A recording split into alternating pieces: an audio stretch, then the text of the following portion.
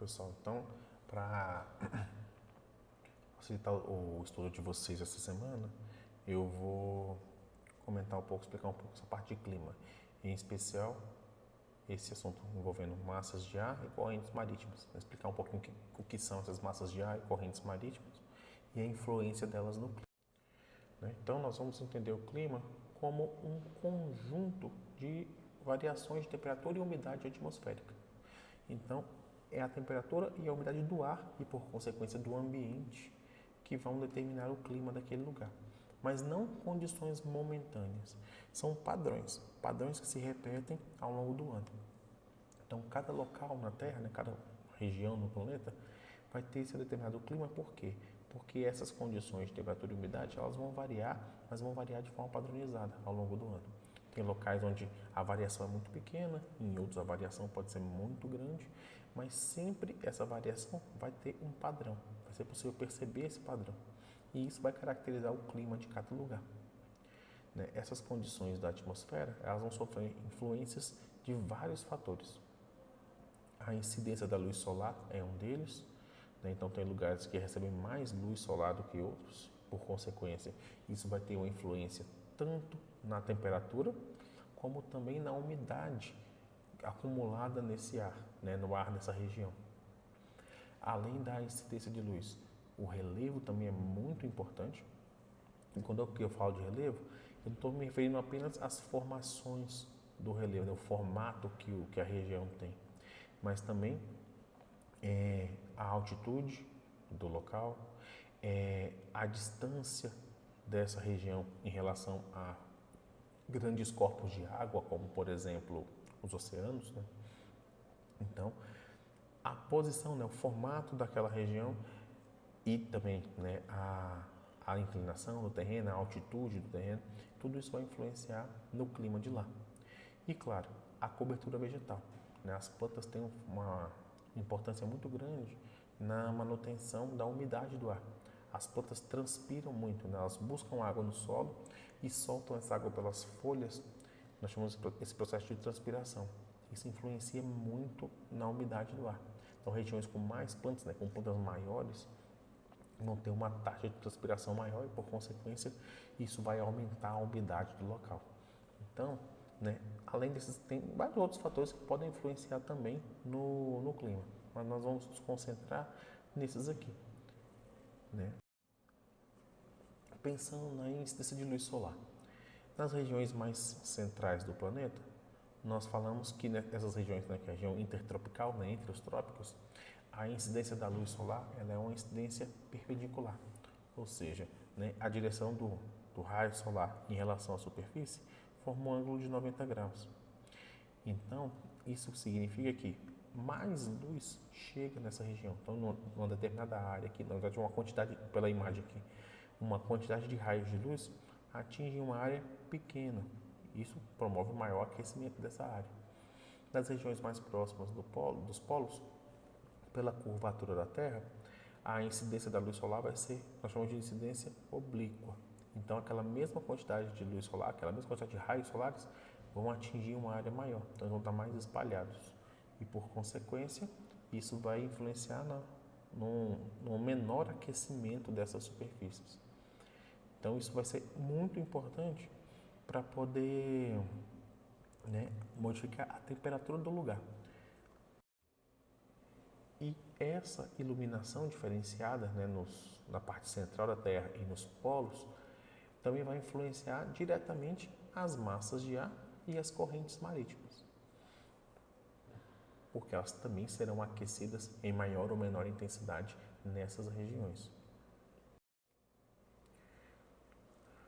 Uma massa de ar, né, o conceito dela, quando a gente fala de massa de ar, estamos falando de quê?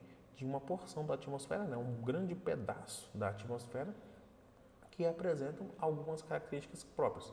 Uma umidade padrão, a pressão do ar, né, a proximidade, vamos entender pressão aqui como proximidade das partículas que formam o ar, e a temperatura. Então, toda uma massa de ar, né, um pedaço de ar, um pedaço da atmosfera que vão ter essas características aqui comuns. Então, Toda região que forma uma massa de ar vai ter uma mesma umidade, uma mesma pressão e uma mesma temperatura. E isso vai variar muito conforme a região onde a massa de ar se forma. Então, uma massa de ar que se forma sobre o oceano, por exemplo, ela vai ter uma umidade bem mais alta. Uma massa de ar que se forma sobre um campo, né, sobre uma região com poucas plantas ou com plantas pequenas, ela já vai ter uma umidade bem menor. Então, massas de ar que se formam sobre os continentes tendem a ser menos úmidas do que as massas de ar que se formam no oceano. A não ser, é claro, aquelas massas de ar que se formam sobre florestas, porque aí tem a transpiração das plantas, né? Então, acima da floresta amazônica, por exemplo, a massa de ar que se forma ali é uma massa de ar úmida. Uma massa de ar úmida e quente, né? Pela posição da floresta. Né? Ela fica bem bem próxima à linha do Equador. Então, é uma região que recebe muita luz solar e tem muita umidade. Então, a massa de ar sobre a floresta amazônica vai ser quente e úmida. Uma massa de ar sobre o deserto do Saara vai ser quente e seca. Uma massa de ar que se forma sobre o oceano, ela tende a ser úmida, mas dependendo do local onde ela se formar, ela pode ser quente ou fria. E aí essas massas de ar ficam sempre entrando em contato umas com as outras. Às vezes elas podem ficar estacionadas, né, paradas no lugar, às vezes elas podem se deslocar. Quando elas se deslocam, elas entram em contato umas com as outras e formam o que nós chamamos de frente fria ou frente quente.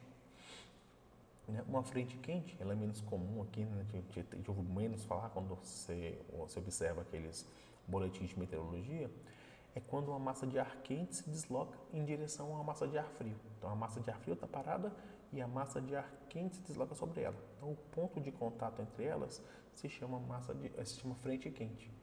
Ela normalmente causa ventos fracos, chuvinha fraca, então, assim, é uma situação bem amena.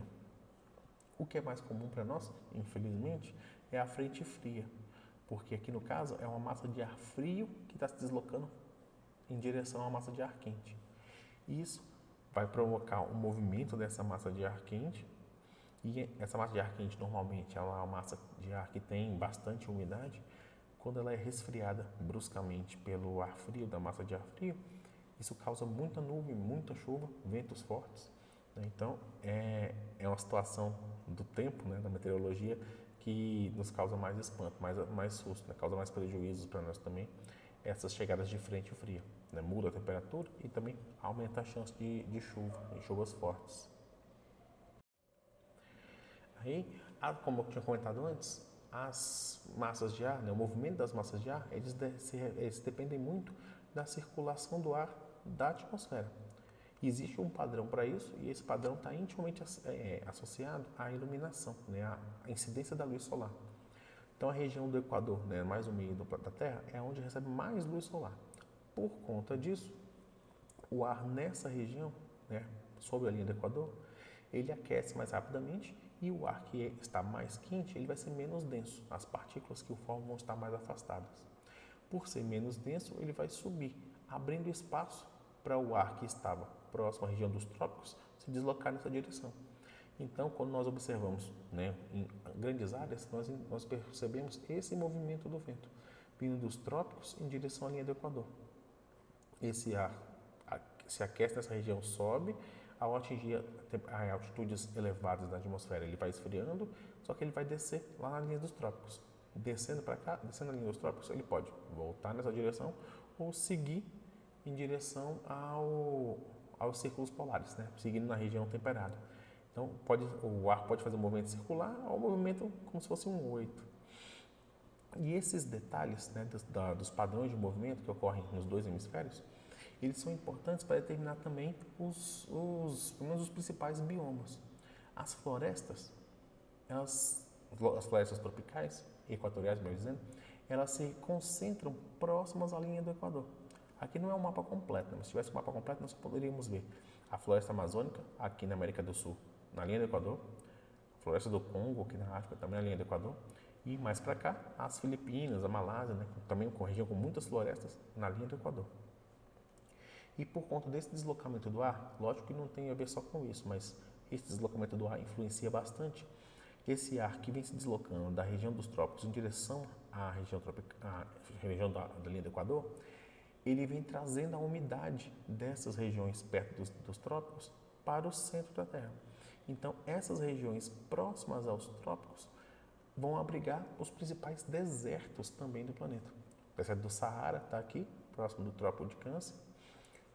Próximo do Trópico de Capricórnio tem o deserto da Patagônia, aqui na Argentina, no Chile. O deserto da Namíbia, aqui no sul da África, também região próxima ao trópico.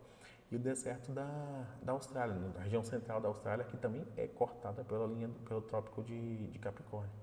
Então, as regiões dos trópicos vão ter, né, os principais desertos e as regiões próximas à linha do Equador vão ter as principais florestas, muito por conta desse movimento do ar. Né? Lógico que não é o único fator que influencia, mas esse deslocamento do ar, esse padrão de deslocamento do ar na atmosfera, causa a formação, né, influencia muito na formação desses desertos. As correntes marítimas, né, é uma ideia bem parecida com as massas de ar, só que aqui nós estamos falando de água, são massas de água, são porções de água que estão no oceano e que vão se deslocar também. Nós identificamos correntes marítimas por elas são porções de água que apresentam características próprias também, características comuns. Normalmente as características que nós observamos são a temperatura, a densidade e a salinidade da água, são as principais. Mas das três, a principal característica que nós observamos é a temperatura. Por conta disso, nós podemos classificar as correntes marítimas em dois grandes grupos, as correntes quentes e as correntes frias. Cada uma vai ter um comportamento próprio. As correntes quentes normalmente se formam nas regiões entre os trópicos e a tendência delas é se deslocarem em direção aos polos. Então, a água aqui é aquecida pela maior incidência da luz solar. Essa água aquecida fica menos densa e vai se deslocar para as regiões onde a água está mais densa. E normalmente ela se desloca na superfície da água. Então, a região mais superficial do oceano é onde vai ocorrer o deslocamento das correntes quentes. As correntes frias, elas vão se deslocar por baixo, né, por águas mais profundas. E normalmente de forma mais lenta também. É um grande volume de água, mas como se desloca por regiões mais profundas, acaba se deslocando de forma mais lenta. Normalmente, né, por estar mais fria, ela vai ter uma densidade maior, isso tende a jogá-la ainda mais profundo, então a água da corrente fria tende a afundar, e quando ela aflora na superfície, né, surgindo uma corrente fria, como aqui a de Benguela ou a de Humboldt, aqui do lado da América do Sul, ela vem trazendo também muitos minerais, muitos sedimentos que estavam no fundo do oceano, ela vai trazendo de volta. Isso aumenta né, isso é bom para o plâncton, né, para os micro-organismos que se desenvolvem na água do mar e que são essenciais para manter as cadeias alimentares do oceano. O movimento das correntes marítimas ele é muito importante para controlar o clima, controlar a temperatura global. Porque o que acontece? Como a região central do planeta recebe muito mais luz do Sol do que as regiões polares, a tendência é que, com o passar do tempo, essas regiões ficassem cada vez mais quentes, enquanto as outras cada vez mais frias, até chegar ao ponto de ficar tão quente de impedir a vida aqui na Terra, não ter mais água líquida ou coisa do tipo. Mas como a água dos oceanos se movimenta e ela vai trocando de posição, ela vai fazer esse importante trabalho de transportar energia térmica, né? Energia do aquecimento, graças à luz solar, das regiões mais quentes para as regiões mais frias. Então, esse movimento das correntes quentes, como por exemplo aqui a corrente do Golfo, ela traz energia térmica que foi coletada aqui na região entre os trópicos, ela leva essa energia térmica para as regiões temperadas e polares aqui da América do Norte e da Europa. Isso aquece essas regiões. Isso faz com que essas regiões aqui, onde tem vários países importantes, né, países com uma população muito grande, Inglaterra, os países nórdicos, a Alemanha, eles sejam menos frios do que deveriam ser, por conta dessas águas quentes que vêm da região central do planeta. Aí as correntes quentes têm essa característica de aquecer o ambiente.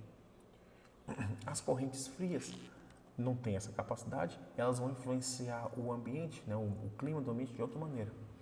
Onde as correntes frias passam, elas resfriam a atmosfera por onde elas estão passando Isso aumenta a quantidade de chuva sobre o oceano. Então, se está chovendo sobre o oceano, a umidade que existia em cima dos continentes acaba se deslocando para lá e se transformando em chuva e caindo nessa região do oceano. Isso também promove formação de desertos. Então, nós podemos ver aqui também, né, nessa imagem está indicado os desertos, né, vários dos desertos grandes do nosso planeta, eles estão, além de estarem, né, em regiões próximas dos trópicos, eles também são, a parte litorânea deles é banhada por correntes frias. Então você tem uma corrente fria aqui no norte da África, influenciando diretamente o clima do deserto do Saara. Você tem a corrente de Humboldt aqui na América do Sul, que vai influenciar muito drasticamente no clima do deserto do Atacama e da Patagônia. Você tem, mais do Atacama, a corrente de Benguela aqui, influenciando o clima no deserto do Kalahari, né, da Namíbia. E também essa corrente, que não está com o nome aqui no mapa, mas é um dos nomes que você pode utilizar para indicá-la, é a corrente circunantártica, que ela circula a Antártida.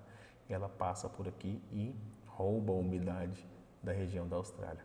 Então, tanto as correntes marítimas como as massas de ar, né, o movimento das massas de ar, o movimento dos ventos na Terra, vão transportar umidade de um ponto para outro e vão influenciar na formação dos desertos, assim como também na formação das florestas. Aqui no mapa mundi dá para ter uma ideia melhor.